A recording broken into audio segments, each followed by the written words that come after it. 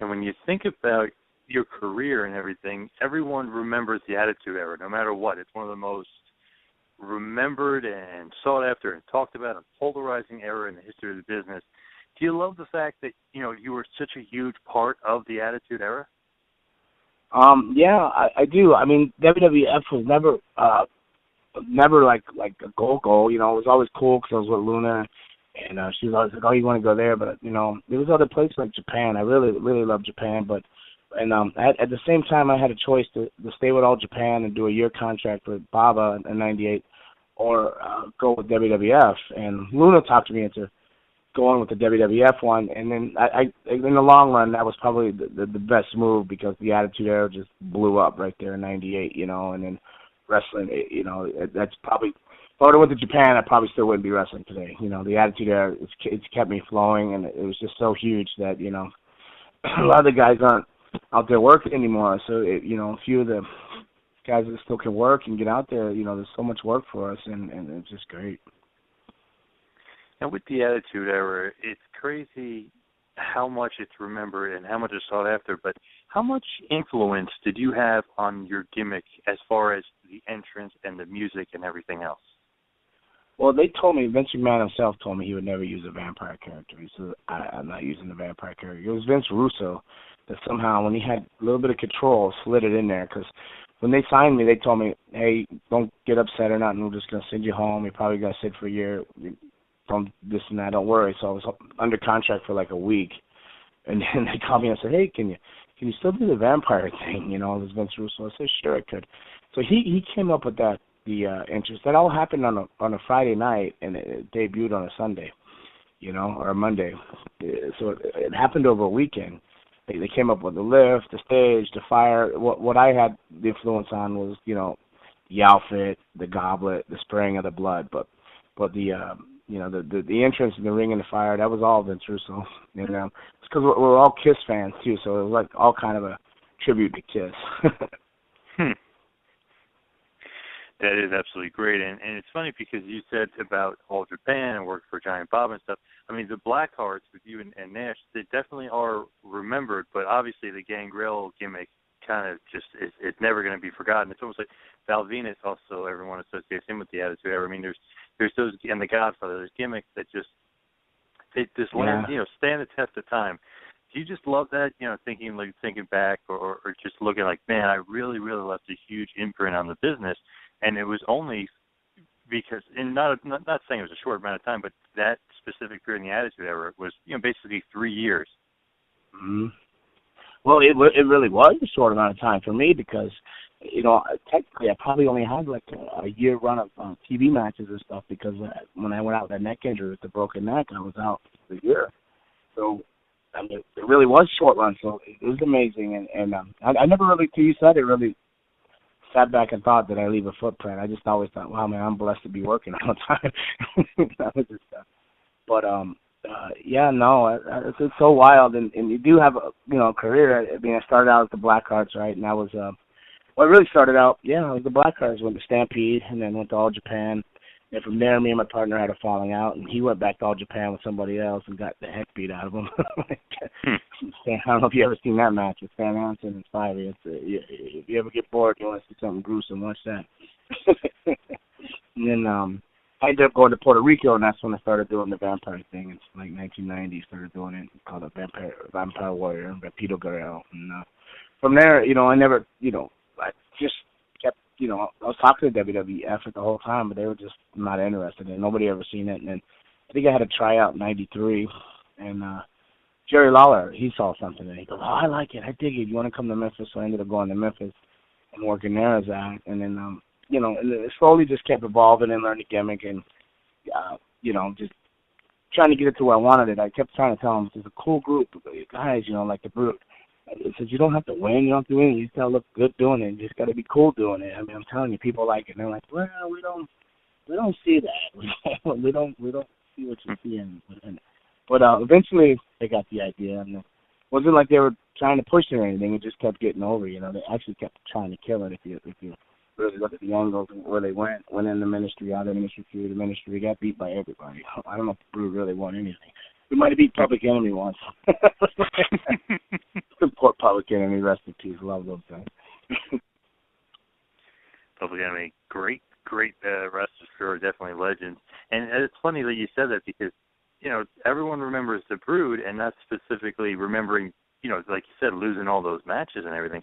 So it's very interesting, way people remember certain things. And I think the Bloodbath, it had a lot to do with it because people thought that was so different and so cool. Was that something that you came up with, or was that another, crazy Russo idea that seemed to work? No, that was me and Edge sitting there talking one day, and we both had watched the movie Blade. And he goes, "You see that when at the beginning when the lights flash, it was like a rave, and it said Bloodbath." That'd be cool if we could do that. I said, "Yeah, figure out how to do that." So that one was me and Edge on that one there. We just ripped it out of the movie Blade. I don't know if you've seen Blade towards the beginning of the movie where they're all in this like meat warehouse partying or something, and the sprinklers come on, and it's blood, and the lights are flashing at the DJ booth, and this is Bloodbath. That's very, very, very cool and so memorable. And obviously on WWF TV, it was so memorable during the Attitude Era, especially when they were stretching things and doing things, a little bit edgier than they had done in the past. What was it like with the Brood himself? Because Christian, super underrated talent, and then, of course, Edge, who, went on to become this big-time star. Right. Edge was their man from the get-go. I mean, they basically told me that, make sure everybody liked him, bring him in, guide him along. That was basically my job. Christian, he slid in there, and Christian is underrated. Like, I wasn't always a Christian fan, but I was a fan of that. He could put a match together like no other. That kid could take a match and make anybody look good, still get his stuff in. So he'd have a great match, and I believe he's like right up there as one of the. I think could call a great match for anybody, and but yeah, he's a little smaller. He's always he questioned everything, but it was good to question that. That's who he was, and But yeah, he was underrated, and Edge was the man from the get-go. They knew before he had any character, they didn't know what to do with him. I was basically the vampire thing was there to shuttle Edge in, and then the Brood was born out of that. They must have shown a lot of faith in you and the worker that you were and the veteran you were. That they thought very highly of him, and they're beginning to put him with you, and then you guys would have a feud, and kind of basically marry you guys together. Is that kind of a, somewhat of an honor that like, they think a lot of this guy and they're pairing him with me? Well, I never thought of it, but thank you for pointing that out. I mean, I never really thought.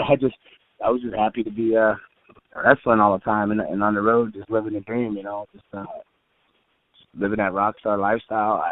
It was just awesome. Time flew by so quick. You didn't realize how quick it went. All the years in wrestling. I mean, started in 87, 88, and the years are just you can't even tell you where they went, but they were all good.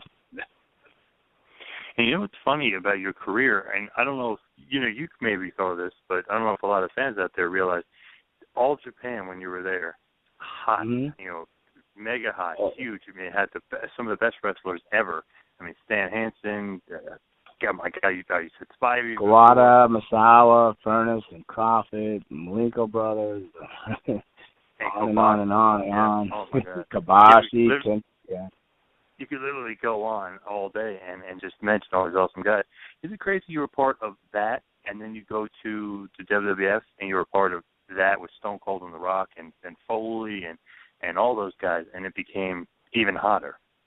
Yeah, a lot of people ask me, well, what's your most memorable moment in wrestling? And they expect to hear something with WWF orientated or something, but it goes all the way back to when I was 20 years old trying to find my way to Japan and survive stuff, and it was just it was in Budokan Hall, it was Budokan Hall with Crawford and Furnace. I remember Johnny Ace coming up, I lost money on you. And I'm like, what are you talking about? I bet them they couldn't carry you 30 minutes in that match. And they did, But, so it was a great moment in my head. They got defeated a little bit, but at the same time, I was like, it didn't matter.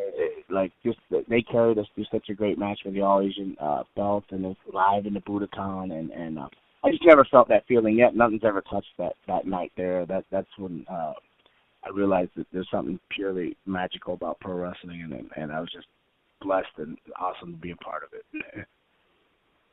And it's funny you mentioned it because we talked to, obviously we had Stan Hansen on, we talked to him about All Japan, we talked to Del Wilkes about it, we talked to Joel Deaton about it. It's funny, like people, I don't know if they forget it or they don't realize it. They all were saying like that was it. That's the hotbed. That is where you wanted to be if you were wanted to be one of the best in the world. So All Japan obviously left a big impression on your career. Did you think at the time like, man, this is just unbelievable that I'm in here with all these guys? Well, I never even when I went to Calgary and everything, I drove to Calgary, drove back, and I've never flown on a plane before. Then I was going to All Japan, and it was a long plane flight, this and that. That flight probably felt like 5 minutes knowing I was going there to meet those assassins, was terrified, Misawa and Kawada and tag, like I don't belong here. I'm so out of my element. We just had a couple of flashy moves. We had no idea where to put the moves and why to put them. And we're going over there, and these guys put years in the job. Hansen, Spivey, all these guys. And Gordy and Williams was epic over there at that point. It was just insane when they would come out to the ring. And here you are, just a few years in the business. You got lucky because Miss Baba likes you. You got a gimmick. So not only are you're lucky to be there, but you also felt cursed because Miss Baba likes you. But all those guys have done all these years, and they know you don't belong there. And they've got probably friends and other colleagues at the time in the job that they thought deserved that job. So you always had this best there, or this uneasy feeling, And I wouldn't change it for the world. I just did the few tours. Like I said, me and my partner had a falling out, and he went back, and then I ended up working for all the small companies like, IWA, the Monster companies, the Wings, all that. I mean, I think I did near 18 tours in Japan.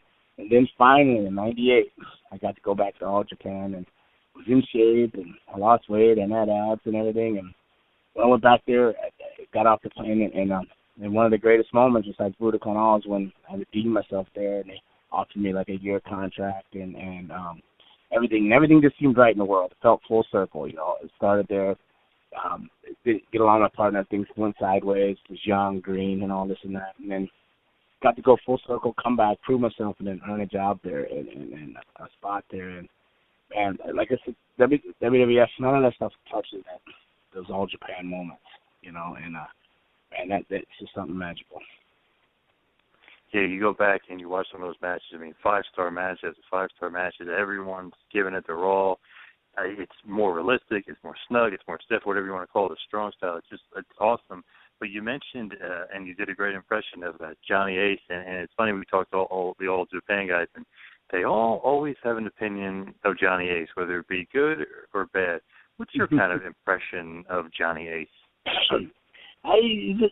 He's all right with me. I think he hired and fired me like 3 times, different ways. He was in '98 when he came and told me, he's the one that told me that WWF was going to hire me, and he came to me and told me that Bob was offering me the contract because he was playing 2 sides at the time because he's getting ready to jump to WWF.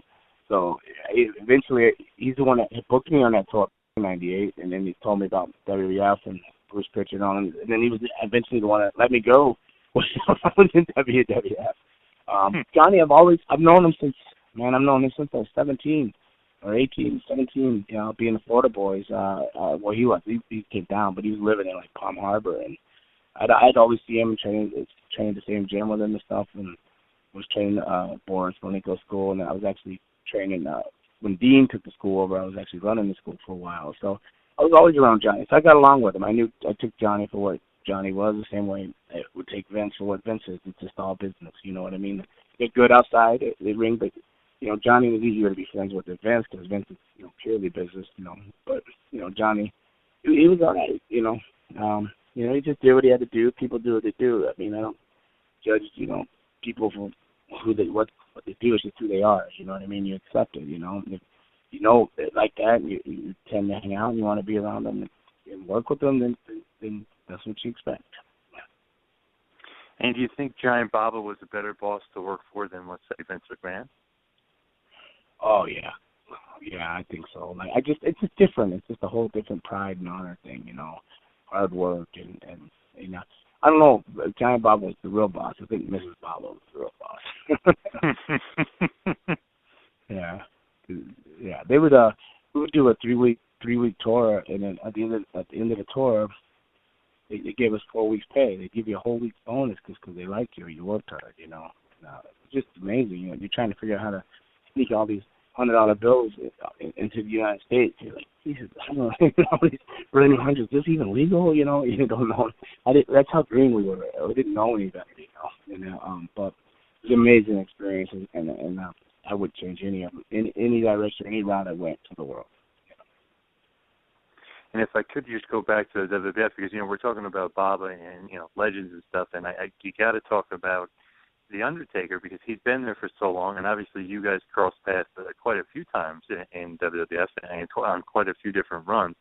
But as far as Taker's concerned, can you know, kind of put into words his longevity and maybe his not even in front of the camera ability, but also him backstage and being the locker room leader that he is? Well, Taker was pretty much like he was the general of the locker room. Nothing happened without him knowing what happened in that locker room. As you know, say Vince knew the whole company. Taker knew the whole locker room for sure.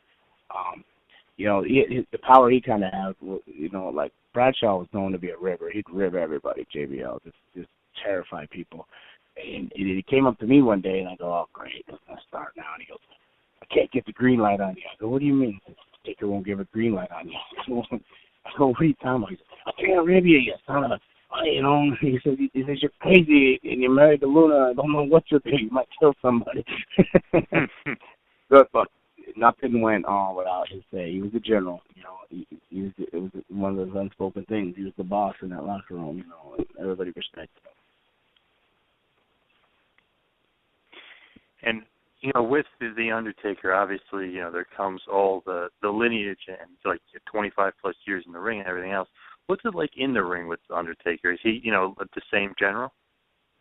Yeah, no, he leads that match. You know, it's his pace. You know, I don't know in these later WrestleManias and stuff and how things are going, but like when I was there and the Attitude Era and stuff like that, you were nervous to get in there with him, but then once you got in there with him, it was all okay. He would lead it, and then afterwards, you take it to the back and say, "Hey, kid, you're throwing my timing off," or this and that. Never in a mean way. Never this like kind of a joking way, but you got the point, you know. So he's always.